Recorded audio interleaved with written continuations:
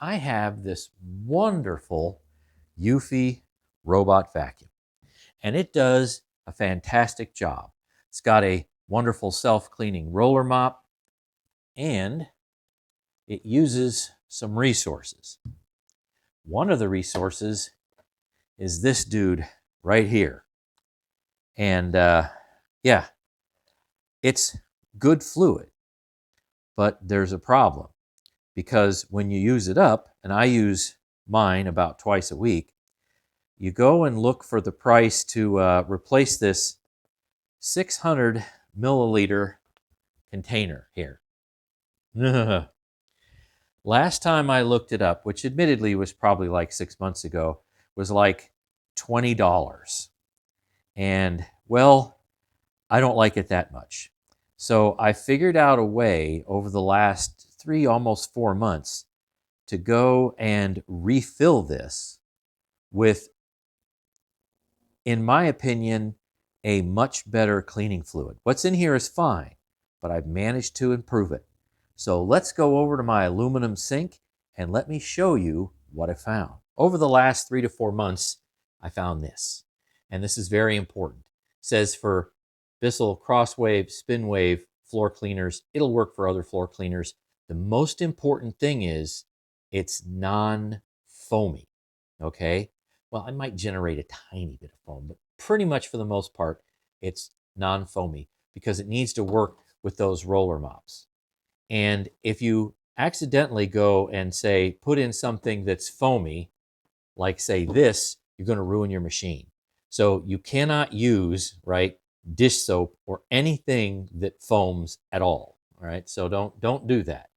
So I found this, and this was like 1/6 to 1/7 the price of that, as far as, you know, per fluid ounce, that kind of thing. So I've been using this, and I can't recommend it highly enough. In fact, it seems to even do a better job. And again, non-foamy. So what do you do? How do you fill this thing up? You say, well, you just go ahead and unscrew the cap, right? Right? No, this doesn't have a cap that unscrews. All right, that doesn't work. But it's got a plunger. Ooh. So the plunger can be plunged. Yeah, see that right down in there? Yeah, I can plunge the plunger with that little jeweler screwdriver. So it's kind of a weird setup here. These are the pieces that I use. So see, I've got a little funnel, something to handle pouring small amount of liquids, my little jeweler screwdriver, and a little rubber grippy mat to keep things from flying all over the place. So let's see how awkward I can make this look, so to speak.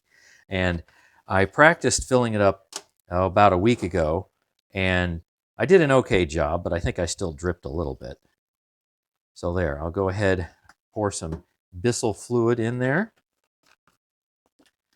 Got the old Eufy, and I know it's going to look kind of odd. I don't know how well I'm going to be able to show you this.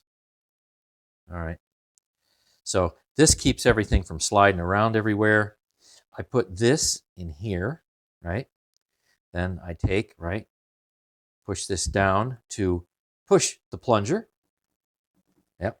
Now I have to keep everything kind of pushed together, and then I will very awkwardly pour the fluid in, and we'll see how much I manage to drip or if something goes flying. All right, here we go. So I'm doing my best to show you this. If you pour too fast, it's going to kind of overflow everywhere. It's got to bubble up a little bit. It's got to burp. I don't know if you can hear that. Burp, burp, burp. Yeah, probably can't see it. Well, I'm doing a pretty good job today. So, blorp, blorp, blorp. There we go. It's going in though. So you tell me in the comment section below if you tried anything like this, because I really do like the Eufy OEM fluid, but $20 or more, it might even be more now, plus tax, to go and get a new cartridge. There, it all went in, and I didn't leak a drop. That's a miracle. I literally didn't leak a drop. And here we go. Got a little bubble there. And I think as of last week, I was down to about here, maybe like a quarter or something. And right now, I don't know if you can see this, it's flipping around. It's kind of, right around here. It's real tough to see. It's around there. So if I go, if I go horizontal, it's pretty much about up to the top over here. You can't see that. Now you can. So it's about up here now. It was down there. Now it's all the way up here. And it's fantastic. And hopefully, there, doesn't leak. Yay, I didn't break anything. Woohoo! Okay, so this is what you do. Now I just go and plug the cartridge back in, put the supply water tank back on, and that's it. I'm now ready to go, and I will have a cartridge that might last me 4 or 5 months.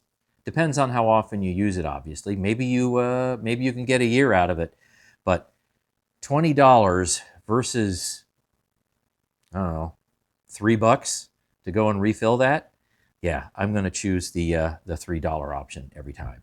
Thanks for watching. Stay tuned for more.